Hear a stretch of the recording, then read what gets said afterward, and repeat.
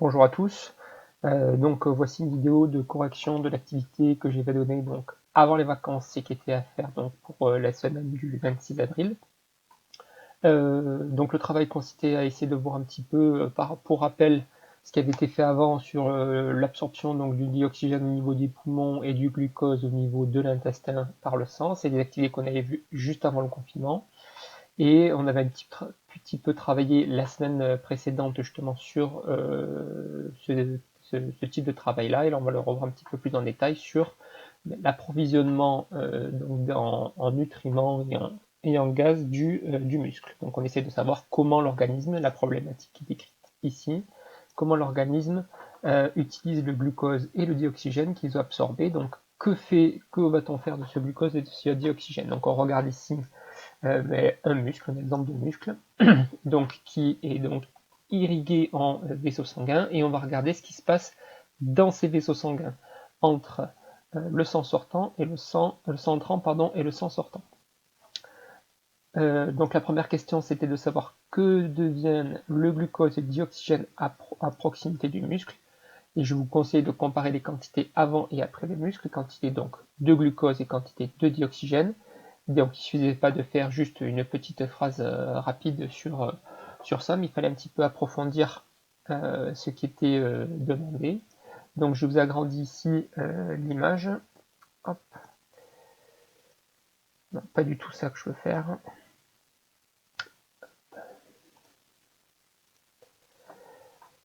Donc quand on regarde un muscle et on regarde ce qui se passe dans le sang entrant, le mieux c'est de mettre ça en rouge, dans le sang entrant, et en le comparant au sang sortant.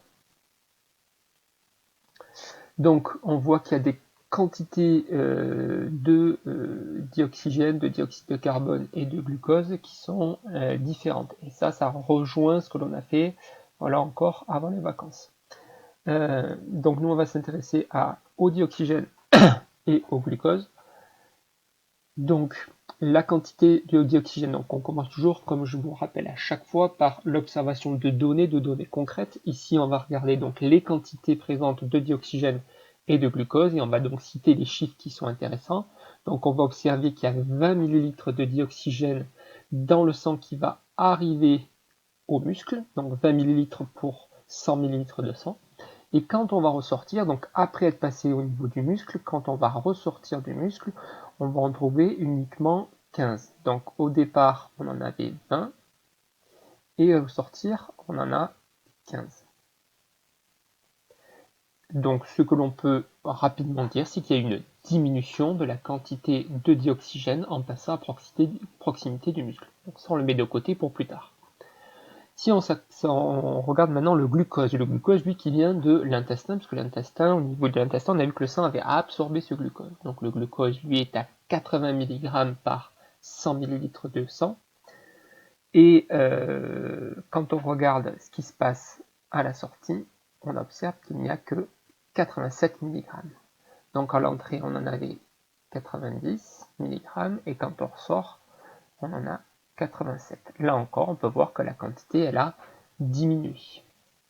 Donc on va se servir de ça. On voit que la quantité de dioxygène et la quantité de glucose ont diminué. La quantité de dioxygène a diminué de 5 ml et la quantité du glucose a diminué de 3 mg. Donc on peut donc dire que le muscle a absorbé 5 ml de dioxygène et il a absorbé 3 mg de glucose. Donc si on voit que les quantités diminuent, on voit que c'est une absorption. On peut s'intéresser rapidement au dioxyde de carbone. Le dioxyde de carbone, lui, au contraire, il a 48 ml dans le sang, il y a 48 ml de dioxyde de carbone dans le sang, et quand on ressort, il y en a 52. Donc si on a plus de dioxyde de carbone, il y en a exactement 4 ml de plus. Ça veut dire que le muscle, il n'en a pas pris de ce dioxyde de carbone, il en a rejeté, il en a mis le dioxyde de carbone est passé du muscle jusqu'au sang. Alors, ces éléments, que ce soit le dioxygène, le dioxyde de carbone et le glucose, sont tellement petits qu'ils peuvent passer à travers la paroi. On voit qu'il y a une paroi. Ils sont capables de passer, ils sont tellement petits, c'est des molécules très très petites, sont capables de passer tout seuls du muscle, des cellules musculaires, à travers les parois du sang et pour aller dans le sang. C'est pour ça qu'on est capable de faire diffuser qu'il peut y avoir ce passage-là. Donc, si on revient à notre activité,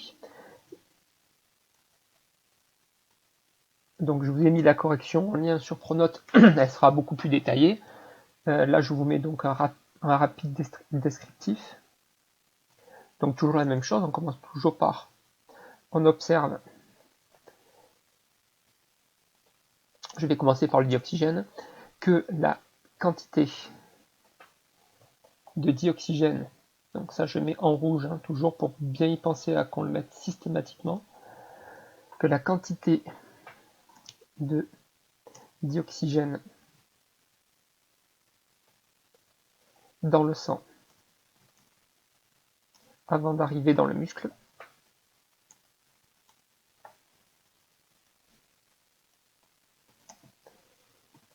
est de, hop, je revois, 20 ml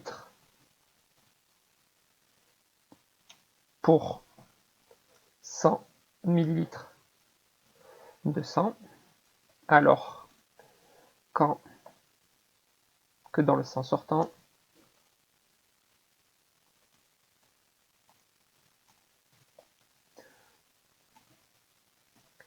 la quantité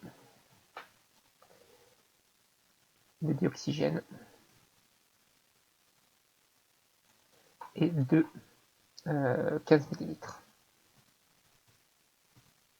Alors millilitre, hein, c'est petit m et grand L, hein, puisque en physique-chimie, vous avez vu que le litre s'écrit toujours avec un L majuscule pour 100 ml de sang. On marque que la quantité a diminué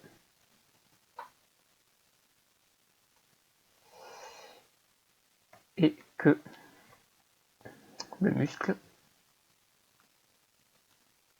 a...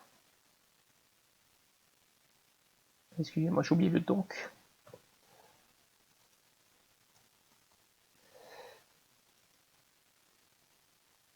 Et le alors que qui permettait de comparer tout à l'heure, que je mets en rouge aussi.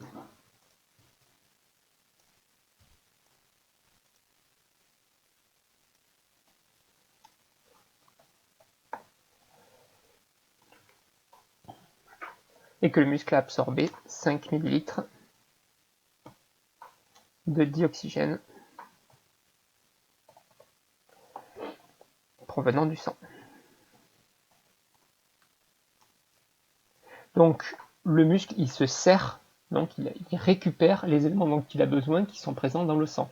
20 ml donc avant que ça arrive, 15 ml quand ça sort, donc il a donc bien pris 5 ml de dioxygène. Il les a récupérés pour pouvoir fonctionner. Si jamais on ne lui donne pas ces 5 ml, le muscle ne peut plus fonctionner, on ne peut plus déplacer nos muscles, donc ça veut dire qu'on ne peut plus bouger nos doigts, on ne peut plus bouger la bouche pour parler, on ne peut plus se déplacer les jambes pour faire du sport, etc. etc. Donc ces échanges ils se font au niveau des muscles.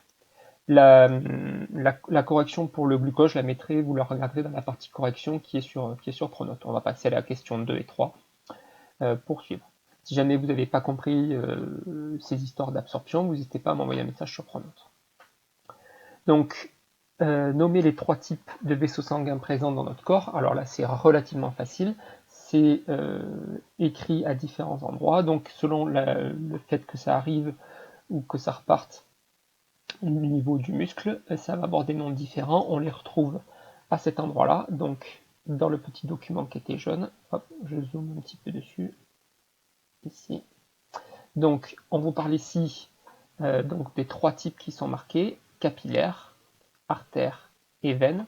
Donc, les artères amènent le sang du cœur jusqu'aux organes. Donc, ça veut dire que tout le sang qui va circuler du cœur vers les organes, on va les appeler les artères.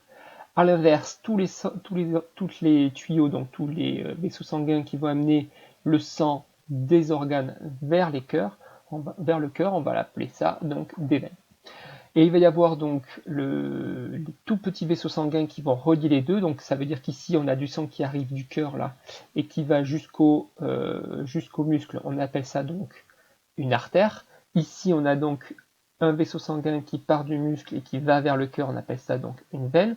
Et entre les deux, on voit qu'il y a un réseau ici, des petits vaisseaux sanguins qui sont très fins, aussi fins qu'un cheveu, hein, c'est pour ça qu'on appelle ça capillaire. Capillaire a un rapport avec les cheveux. Donc ces petits vaisseaux sanguins très fins permettent de relier et donc de distribuer efficacement à l'ensemble des cellules du muscle ici, mais ça peut être très bien le cerveau ou la rate ou les reins, d'autres organes que l'on trouve à l'intérieur. Et donc ces très fins vaisseaux sanguins vont venir donc irriguer et distribuer à toutes les cellules qui composent le muscle. C'est pour ça donc qu'on appelle ces troisièmes types de vaisseaux sanguins des capillaires. Donc trois types de vaisseaux sanguins, les artères, les veines et les capillaires. Là aussi, je vous mettrai les trois définitions dans la correction. Je les compléterai ici pour que ça aille plus vite. Donc artère amène le sang du cœur vers les organes. Les veines amènent le sang des organes vers le cœur. Et les capillaires permettent de faire la jonction entre artère et veine en se ramifiant, en étant beaucoup plus petit. Dernière question, on vous parlait donc de l'hémolymphe. L'hémolymphe, donc, c'était quelque chose que vous ne connaissiez pas, et donc qui était un petit peu à découvrir. C'est pas comme le sang dont vous connaissez ce mot-là, mais l'hémolymphe, la recherche a été à faire rapidement sur Internet. Je pense que vous allez rapidement trouver sur Wikipédia ou autre. Donc l'hémolymphe, c'est l'équivalent du sang, mais chez les insectes. Et cette hémolymphe, elle va jouer ce rôle de transport des nutriments, du dioxygène éventuellement, à l'ensemble des cellules de l'organisme. Alors, le moteur, ce qui peut faire transporter ce sang, on verra la semaine prochaine que pour le sang chez l'homme, enfin chez les mammifères de façon générale, chez les oiseaux, chez plein d'autres organismes, ça va être le cœur.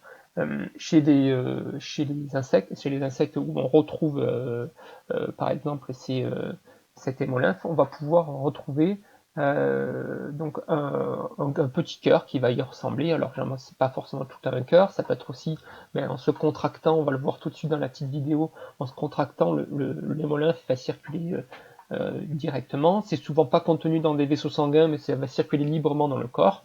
Donc je vous montre une petite vidéo rapidement qui va vous montrer un petit peu cette hémolymphe dans une larve. Alors il y en a certains qui vont dire ah c'est dégoûtant, mais ici on va voir, vous voyez vous voyez le petit trait noir là qui circule à l'intérieur.